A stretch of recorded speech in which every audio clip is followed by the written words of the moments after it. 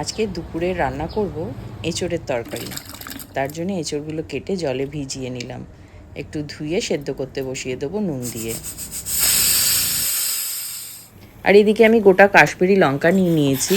আজকে আমি কোনো গুঁড়ো মশলা ইউজ করব না বা মিক্সিতেও বাটবো না, আজকে আমি শিলে বেটে রান্না করব।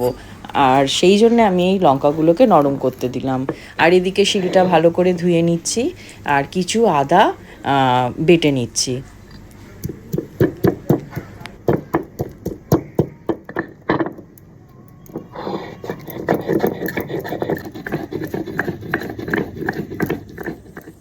অল্প একটু গোটা জিরে আমি ভিজিয়ে রেখেছিলাম যাতে নরম হয়ে যায়, সেই জন্যে। আর ভালো করে ধোয়াও হয়ে গেল। এবার ওই আদার সাথে গোটা জিরেটাও একসাথে বেটে নিচ্ছি। এরপরে ওই যে নরম হয়ে যাওয়া শুকনো লঙ্কাটা, সেটাও খুব সুন্দর নরম হয়ে গেছে, বাটতে একদমই অসুবিধা হবে না। এটাও আমি বেটে নিলাম। আজকে সমস্ত বাটা মশলা দিয়েই আমি রান্না করব, যেহেতু এটা পুরোনো দিনের রান্না। আর বাটা মশলার রান্নার স্বাদই আলাদা হয়, সেই জন্য আজকে আমি সব মশলাগুলোই একে একে বেটে নিলাম। আর এদিকে এঁচোড় সেদ্ধও হয়ে গেছে, দেখো একদম সুন্দরভাবে সেদ্ধ হয়ে গেছে। কড়াতে তেল দিলাম আর তার সঙ্গে অল্প একটু সাদা তেলের সাথে অল্প একটু ঘি দিলাম, দিয়ে আমি এঁচোড়গুলোকে ভালো করে ভেজে নিচ্ছি।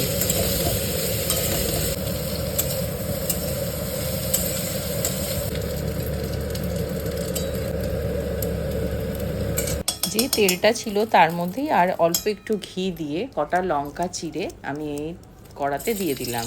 এবার ওই যে বেটে রাখা মশলাটা, সেটাও আমি এর মধ্যে দিয়ে দিলাম, দিয়ে একটু নাড়াচাড়া করে হালকা করে শিলে ধোয়ার যে জলটা সেটা দিয়ে অল্প করে নুন, আর তারপরে এটা যেহেতু মিষ্টি মিষ্টি হয় সেই জন্য স্বাদ মতো চিনি দিয়ে একটু ফুটতে দিলাম।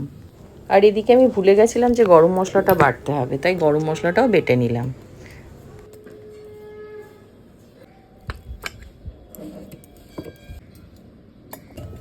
মশলাটা আমার ভালো কষা কষা হয়ে গেছে। এবার ওই ভাজা এঁচোড়গুলো দিয়ে দিলাম, দিয়ে আবার নাড়াচাড়া করে ভালো করে কষতে থাকলাম।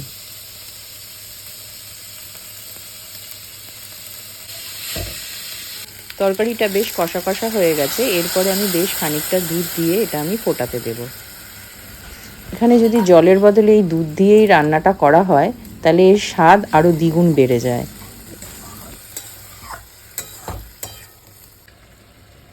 ব্যাস একদম তৈরি হয়ে গেছে। ওই যে বেটে রাখা গরম মশলাটা দিয়ে দিলাম, দিয়ে এবার আমি চাপা দিয়ে দেবো। কিছুক্ষণ থাকার পর আমি এটাকে সার্ভ করে নেবো।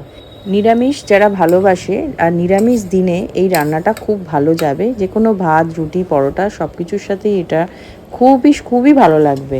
একবার বানিয়ে দেখো, যদি ভালো লাগে তাহলে ছোট্ট একটা লাইক করো, শেয়ার করো আর বেল আইকনটিতে ক্লিক করে দিও, যাতে ভিডিওর সমস্ত নোটিফিকেশান তোমাদের কাছে পৌঁছে যায়।